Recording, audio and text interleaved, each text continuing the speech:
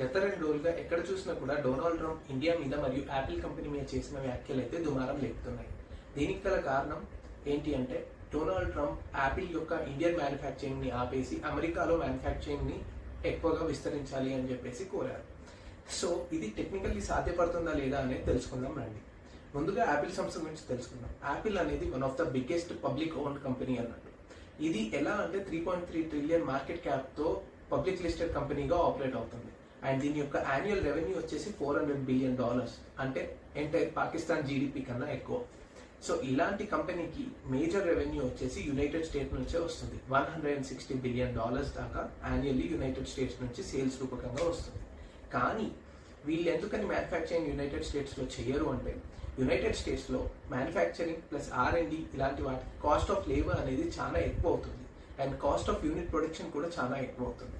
అందుకని చెప్పేసి వీళ్ళు చైనాని వీళ్ళ యొక్క మ్యానుఫ్యాక్చరింగ్ సైట్ గా ఎంచుకున్నారు.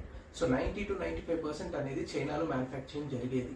కానీ చైనా మీద కూడా మల్టిపుల్ టైప్ ఆఫ్ టారిఫ్స్ ఇలాంటి మల్టిపుల్ టైప్ ఆఫ్ ఇష్యూస్ జరగడం వల్ల సో డిపెండెన్సీ అనేది ఓన్లీ చైనా కంట్రీ మీద ఉండకూడదు అని చెప్పేసి వీళ్ళు ఇండియాని కూడా సెకండ్ హబ్ లాగా ఎంచుకొని వీళ్ళ యొక్క మ్యానుఫ్యాక్చరింగ్ అనేది పెంపొందించారు.